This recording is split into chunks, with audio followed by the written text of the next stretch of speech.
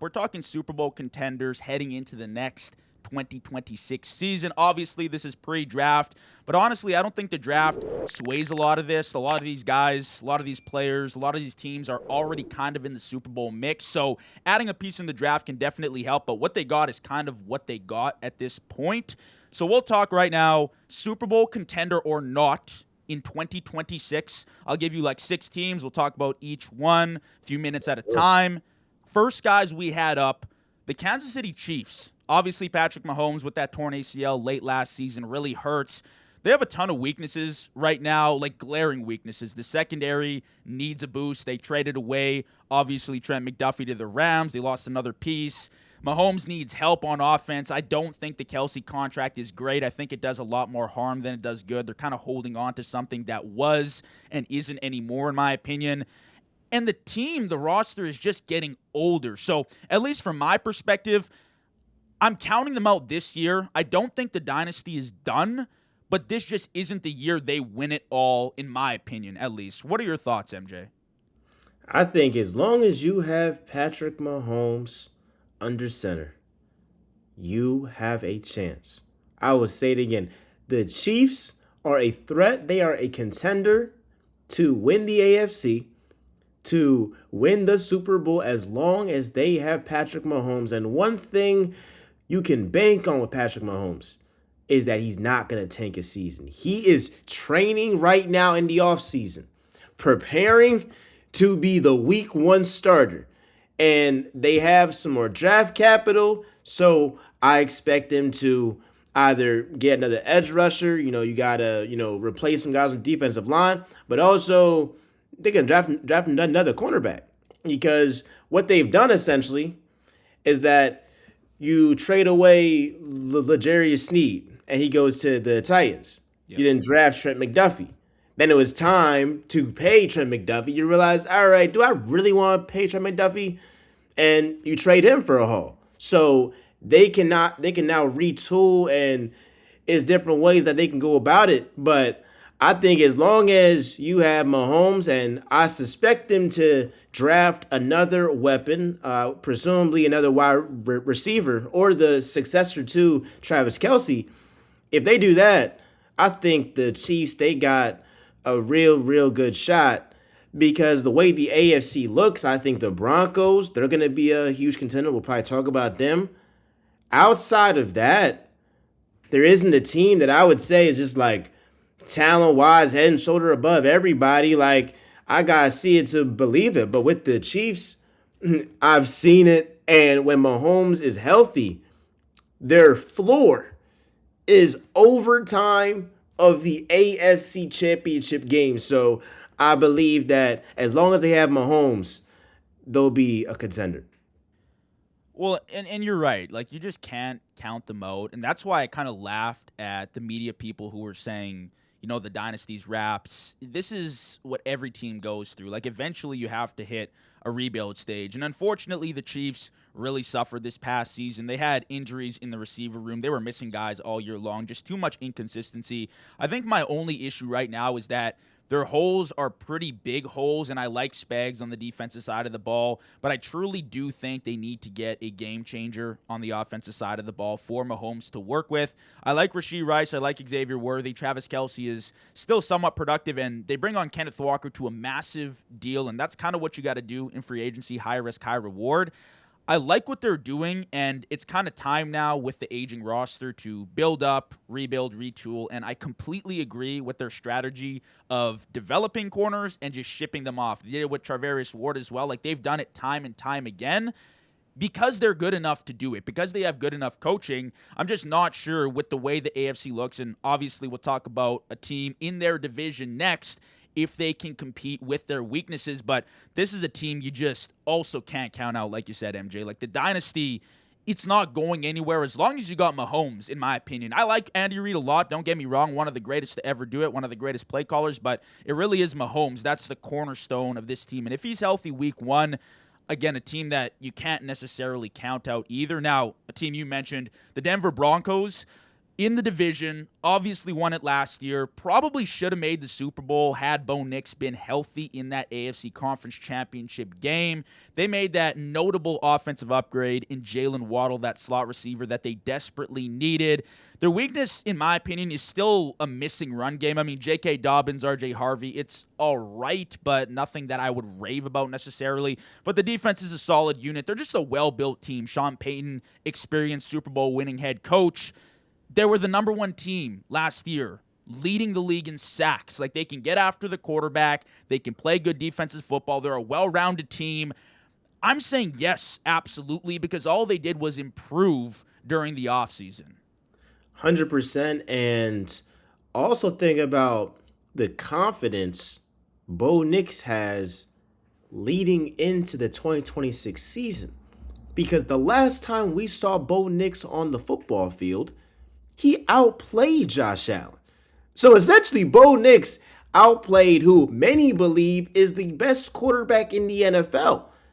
And he's now getting a legit number one wide receiver to add to that offense. So they have a great offensive line.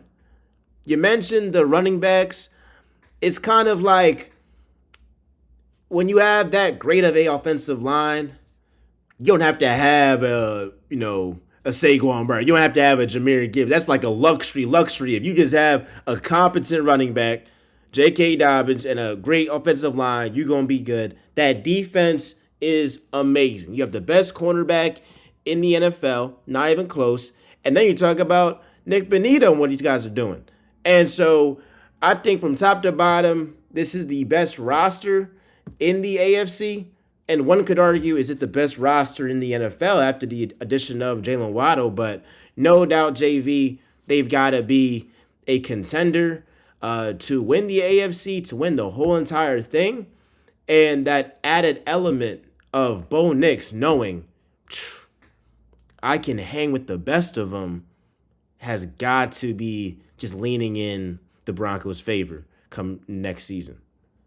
Yeah, he's got to have that confidence boosted. After that game, I mean, I watched it obviously as a Bills fan, and Bo Nix, from what I've seen, his progression year 1 to year 2, now hopefully to year 3, has just been improvement. Now, he kind of starts out years slow, and what I don't like about the Broncos is they play down to the level of their opponents, but they also compete with the best of the best. I remember watching Bo Nix in a few games late last season. We mentioned the playoff game against the Bills. There was a game I think he played the Packers, and he just balled out. Like, there were multiple times I watched him as a playmaker, and he really did impress me. And we'll talk about Bo Nix a little later when we get to quarterbacks, but obviously I'm picking the Broncos as one of my favorites to make and potentially win the Super Bowl for next season. Sticking in the AFC, MJ, the Baltimore Ravens, missing the playoffs last year with a generational talent in Lamar Jackson, is a complete disgrace. I don't care what you have to say about the injuries. I know he missed time. There was enough time where Lamar was playing to begin the season at an MVP level, and the Ravens just fell short. Not because Lamar wasn't playing well. They started 1-3 because the team wasn't ready to go. Now, obviously, Harbaugh out the building. They bring in Jesse Minter, which I really do like. They botched that Max Crosby trade, but they made things right with Trey Hendrickson. So, obviously, you're looking at this roster, and yeah, they could use another number one weapon, in my opinion. Yeah, there are some spots defensively that could be improved, but overall, it's like, yeah, absolutely, they're a playoff and Super Bowl contender. You just can't go wrong with Lamar and King Henry, especially when they're both playing healthy at the peak of their games. It's interesting because look at this Ravens team. When they traded for Max Crosby, we all thought, then they got cold feet. But before they got cold feet, and everybody thought, okay, they got Max Crosby, I was one of the people saying it is Super Bowl or bust. Now they get Trey Hendrickson, and they're able to keep those first round picks. One could say that was actually a smarter move, even if it wasn't the most ethical move, because you keep your first round picks. And are you saying the difference between Trey Hendrickson and Max Crosby is 2 first round picks? Nah, again, I think Max Crosby is all world, but he is not 2 first round picks better than Trey Hendrickson. So it all comes down to what the Ravens do in the draft. Currently constructed, I would not have them as a serious contender. You have your best offensive lineman, Tyler Linderbaum. I don't blame him. He got a bag from the Raiders. But if that guy was your best offensive lineman and he left and the offensive line already was shaky, I mean, they have clips of like all other offensive linemen's lowlights throughout the season. Now, the biggest reason why someone could say the Ravens are contenders is because of Lamar Jackson. With Lamar Jackson, it was after that injury during the season, he was not looking like that MVP Lamar.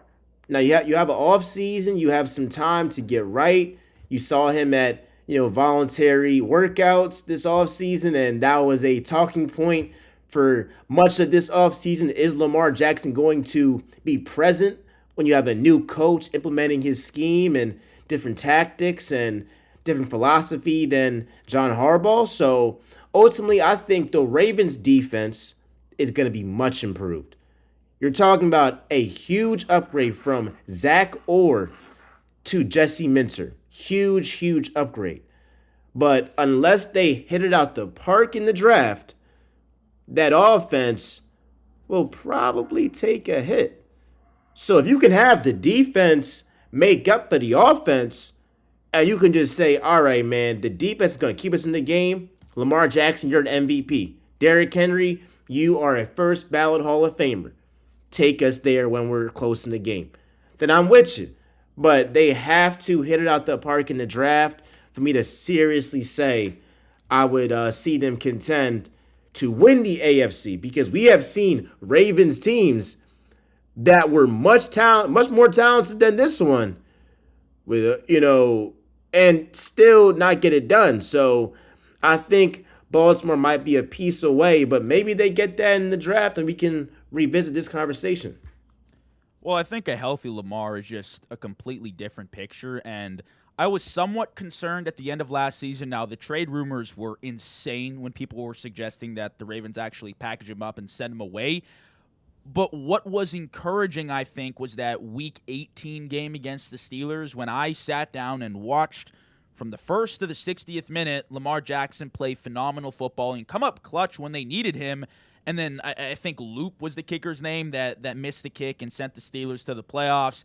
That really wasn't on Lamar. And at that point, that was kind of like a sigh of relief for me. Like, hey, if he gets healthy again, he's still that athletic specimen that will dominate you both in the run game and the pass game. Zay Flowers is good, don't get me wrong. He's not my favorite, prototype receiver. I don't think he's a true number one in this league, and a lot of people seem to. In my opinion, he's a really good number two option. If they can get a number one, that would make them exceptional. But I do think the generational talent in Lamar, when healthy, and another year with Derrick Henry, if he can still be at the top of his game or even 90, 85%, with the way Jesse Minter worked that defense in LA, I'm excited to see the way this Ravens offense and defense looks. I do think they have the opportunity to contend for a Super Bowl, and I will say, you did mention it, MJ, the final day of judgment will come, and they will ask the Ravens, what happened that day. They got cold feet. I ain't hearing shit from anybody. People were saying, I don't know, making excuses. If you got Trey Hendrickson at a cheaper price, you get your picks back, that's a way better deal. That's a way better deal. And everyone with critical thinking skills understands that the Ravens did what was best. They lost a lot of pieces in free agency, actually, and I don't blame them, right, with the Linderbaum deal, like you said. They just weren't going to pay that. But I do think if they got Lamar, Jesse Minter, I like the pairing. They're obviously in the conversation, at least, for the Super Bowl. Now let's flip to the NFC. Your guys, the Philadelphia Eagles. MJ, 2024, they looked like a juggernaut. 2025, in my opinion, the complete opposite. I expected them to be a back-to-back champion. They were not. The good is that the offense is still loaded with a bunch of talent. Even if they do lose A.J. Brown, I still think they got a lot of great weapons there to work with, and an offensive line that, when healthy, is lethal. The bad is that injuries hurt them last year, and the ugly is that A.J. Brown, the trade rumors, and now this new article dropping, there's just a lot of bad publicity. I'm saying yes, but they're not my favorites right now to win the Super Bowl. What are your thoughts? I'm a huge diehard fan. I love the Eagles. They're my squad. If anybody is seriously saying right now they should be the favorite out the NFC, they're smoking. Because the Rams, undoubtedly, they should be the favorite out the NFC. It shouldn't even be a question. They have the most talent right now. They improved at their weakest position, which was their secondary. They got two starters, right? And it's like not even just a starter, you're talking about a bona fide number one corner in Trent McDuffie. I mean, they got what the Chiefs secondary damn near. So I look back at the Eagles. I agree. 2025 season, the offense was very disappointing. Now, I thought going into last season, okay, the defense is going to take a step back, and you're going to need the offense, that's the highest paid offense in the NFL, to make up for what you'll lose defensively because you're losing out on Milton Williams. You're losing out on Josh Sweat. You're losing out on Darius Slay and CJ Gardner-Johnson, right? So you have all these missing pieces, but actually, the defense, it was struggling initially, but it got its footing, especially after that Jalen Phillips trade. And they're one of the top five defenses in the NFL come end of the season. And then you're talking about the offense. Their biggest issue was they couldn't move the ball between their own 20-yard line and the opponent's 20-yard line. Now, when they got to the opponent's 20-yard line and they were in their opponent's red zone, oh, they were the Cash. best team in the NFL in the red zone. I attribute a lot of that to the quarterback because I think comes to the red zone, a lot of it is just our players are better than yours. Our quarterback is better than what y'all got going out over there, and we're gonna get it done. But I look at this Eagles team, their division is going to be so much tougher. It's gonna be the NFC East is gonna be really, really tough. Because you got the Cowboys that you could expect that defense to be better. They're drafting number 12. They're gonna go defense. I hope and pray that Caleb Downs does not drop to 12 because that would be a complete gift to them. The Commanders, they had a bunch of injuries last season. If they stay healthy, they'll at least be better than what they were this past season. And the Giants, they have a better coach. And again, they had a bunch of injuries too. So ultimately, if the NFC East is healthy, it's going to be a much, much harder road for the Eagles. And they cannot have the showing they had last season, or else they will not win the division. But I would still have them win the division. I think the article was a great thing for Jalen Hurts because it keeps him on his toes and he realizes, okay, there's pressure on me. Every single time this guy has had pressure on him to deliver, he has answered the bell. So I understand why some might think, all right, y'all won the division back-to-back years. This could be a year where there's serious regression. I definitely understand that sentiment, but I still believe the talent the Eagles have from top to bottom and knowing what Howie is going to do in this draft and knowing the extra motivation that their quarterback is going to have, there's nothing in my mind that tells me otherwise that the Eagles will not be a contender in the NFC. But the favorite, and we'll probably get into them, should be the Rams. Yeah, I mean, the Rams obviously a game away last year. And Philly, when you talk about them as a whole, they got all the puzzle pieces, right? Like they have the talent. They just couldn't put it together last year. And whether you attribute that to poor coaching or poor quarterback play or inefficiencies and injuries on the offensive side of the ball, the defense, I will admit, was really solid. Now, you lose Jalen Phillips. They weren't paying him that contract. Like, I know Philly fans probably fell in love with them. Just way too much money considering who they're going to have to pay lining up contracts for guys like Jalen Carter, I assume, in the future. But I do think the talent alone will take them far. But you make a good point. The division is a lot tougher than people give it credit before. The Cowboys are going to be a very good team. They have 2 first-round draft picks this year, assuming they don't trade up and give away one of them. The Commanders, who were in the NFC Conference Championship game just a year ago, Jaden Daniels healthy. I assume they're a better team, and obviously the Giants, better coaching staff, better players, big free agency for them as well. So we'll see with the Eagles, but I do still think that they are in the Super Bowl mix. Next up in the NFC, the Chicago Bears, electric 2025 season. Playoff win first year with Ben Johnson and Caleb Williams. That's phenomenal. That duo looked great. The free agency upgrades defensively were awesome. Devin Bush, Kobe Bryant. My major concern right now is still that secondary. I don't think it's phenomenal, and they need to put more pressure on the quarterback. They need to get that game changer.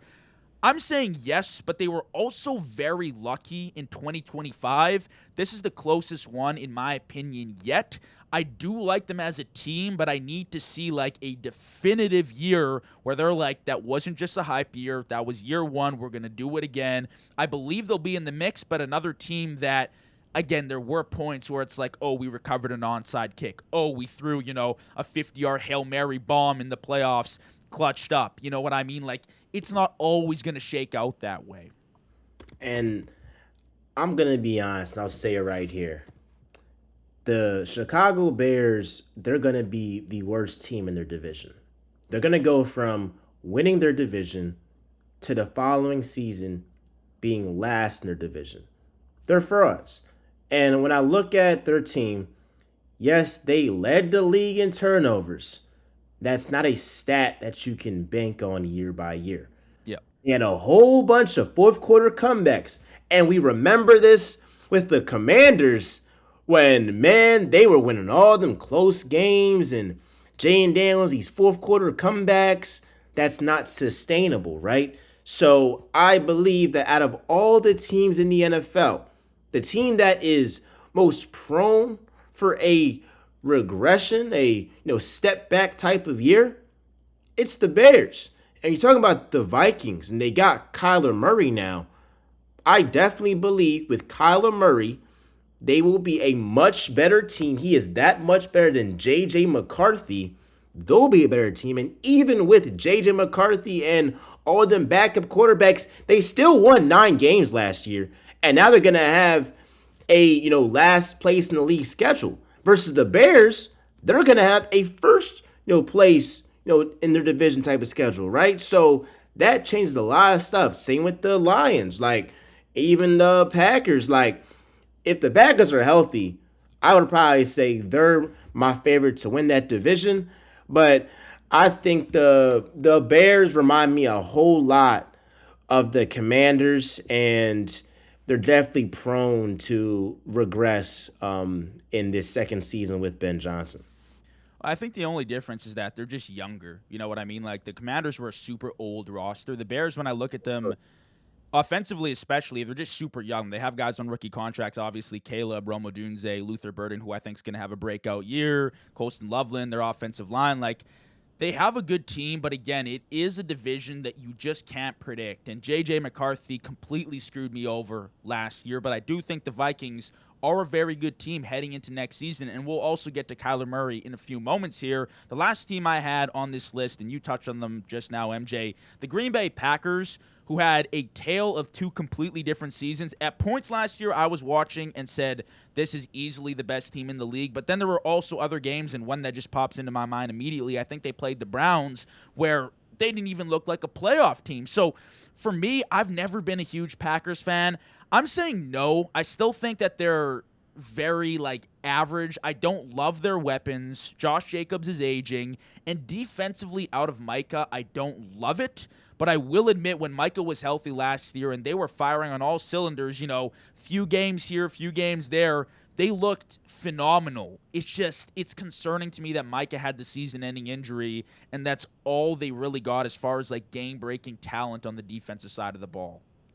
They had so many injuries last season. I'm talking about Micah Parsons gone, Tucker Kraft gone. So those are 2 all-pro players, potentially your 2 best players on your team. Folks forget, Tucker Kraft was on a tear, and he was showing, okay, I'm ready to step in and potentially be the number 1 option on that Packers team. And so you're bringing those guys back. They're going to be much better. And even with their wide receivers like Jaden Reed, he was injured. I know they're going to, lose Romeo Dobbs.